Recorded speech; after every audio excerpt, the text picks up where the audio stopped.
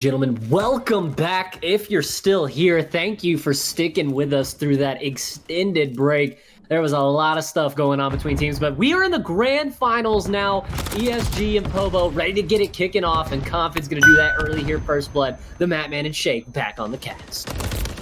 Back and better than ever, Matt. I'll tell you what, ESG has been sitting around. Well, not really. They were playing something else while they were waiting. POBO Academy, though, has been waiting a little bit. Let's hope they're warmed up, because this map one, Karachi, comes at you fast. Yeah, it does, and so do the ESG players. I mean, absolutely putting on a show right here, just killing everything in sight. You do see Crane Hype able to get a couple too there, but Derek the GOAT popping right back with a two-piece of his own, and that'll be 36 seconds, almost a perfect first point here as we try to rotate on to P2. But I mean, Shake couldn't be a better start for the side of ESG and our winners finalist. Yeah, no, it looks great for you. Coming out of winners finals, you get the first map down. You don't need to go through a bracket reset if you win the first one, but POBO Academy is going to light up the feed, making sure they're the ones setting up P2. When the one does go down, ESG finds another, but still, like you said, getting that much time on P1 is not something we see all the time.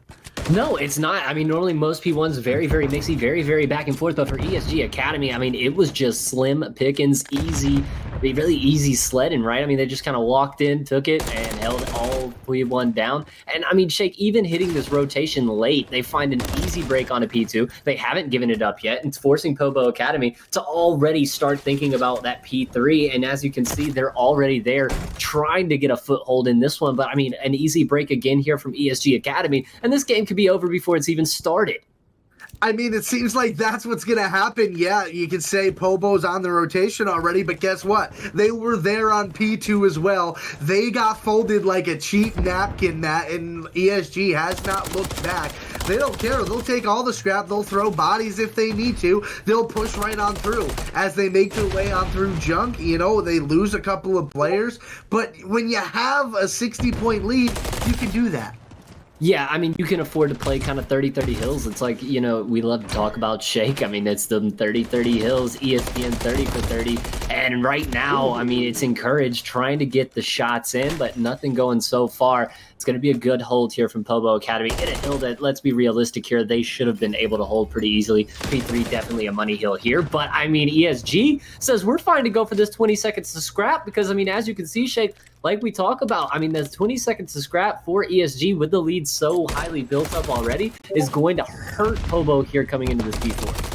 Yeah, we head towards the P4 fountain, and the battles are already going down. ESG trying to win the gunfights, but POBO Academy is doing a nice job holding off these defenses. But Derek the GOAT wants to make a play, but gets cut down. The numbers do come in tow for POBO Academy, but ESG never too far away. Ryan, big influential two-piece to break right on through, saying, hey, how you doing, with some team shots onto Confid there. But now well over the 100-point mark. POBO, you gotta start doing something, or else ESG's gonna run away with it.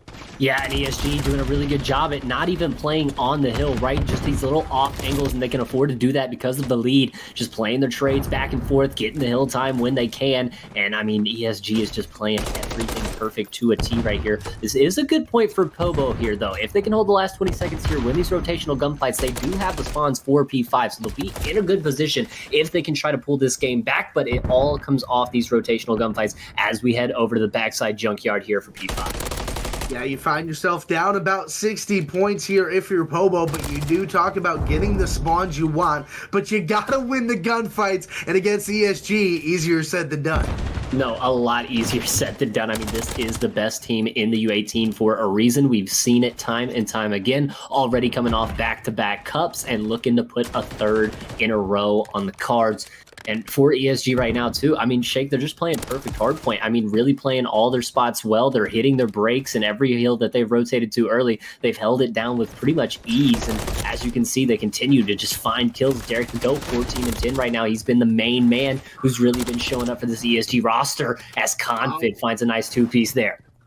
That's why he's the GOAT. No, I'm playing. But he's 14-10 in the map, looking like he could be in part of the conversation. I mean, Derek just popping off right now on a 4-streak in Courage, 11-7 in his own right. I mean, just look at the kills themselves, Matt. It tells the story. And I mean, if you're POBO going into the second set of rotations, you're down by 100 points. You got to make sure you're hitting the rotations like we saw. Not only that, you gotta hold them. Yeah, and I mean, that's the thing, right? I mean, Shake, you said it perfectly. If you look at the scoreboard, you can tell why one team is winning. ESG is just outslaying POBO right now. I mean, this is just straight being better as a team on the map. I mean, it's not they're taking crazy gunfights. It's just like that right there. They're positioning, their reading of the map, how they're playing. I mean, just absolutely firing on all cylinders right now for ESG. And with 30 more seconds left to go, seemingly going to push them here over the 200-point threshold and a little bit more. Maybe as POBO Academy is able to slide in to take the last bit of seconds of the hill. But for ESG Academy, man, I mean, this is just about playing 30-30 for the hills, making sure you can fight for a good couple of scrap here and there, and hitting that 250. Yeah, that's what it's all about. Close it up. You don't scam, you don't win. We like saying that, the Matt Man and Shake. It's true, though. That's the situation ESG finds themselves in as we head on over towards this P2. POBO Academy does a nice job. They pick up a few kills through the mid-map. They're giving them some pressure and able to set up and get this early time, but you still got Derek the GOAT over here. You got to worry about him at all times. Yeah, I mean, you got to worry about all of these ESG players at all times. Confid, Derek, everyone as they continue to find kills here on the hold. Collision trying to find something, but he's just being collapsed on by these ESG players. You see Confid already an early angle over the dumpster. I'm not sure if I would have played that far up, but over the hill they go, and they're going to be trying to fly into the P4 now, or rather P2. 24 seconds left to go. Shaken now for ESG. They cannot win it here. It'll have to get done on P3, but already early rotations seemingly being had. You see number 7, or rather number 3 and number 2 already rotating to this back 3, and Derek's here ready to go to play these cutoffs. Might be able to get a couple of kills here. There's the first, but no more than that. But that'll still slow the re-push down from POBO Academy just enough to where ESG might be able to get this hold and win it out. Yeah, ESG 1 kill away from absolutely locking down the entire back half of this map. The only player left is Hyde, that number 5, trying to make a play. Going for Jay Party off of the top rope. Nice kill there. Short-lived life. Ryan onto a 5 spree now, 1 off of that cruise missile, and he's not even going to get to use it, I don't think. I mean, geez, there's only 6 seconds needed for ESG.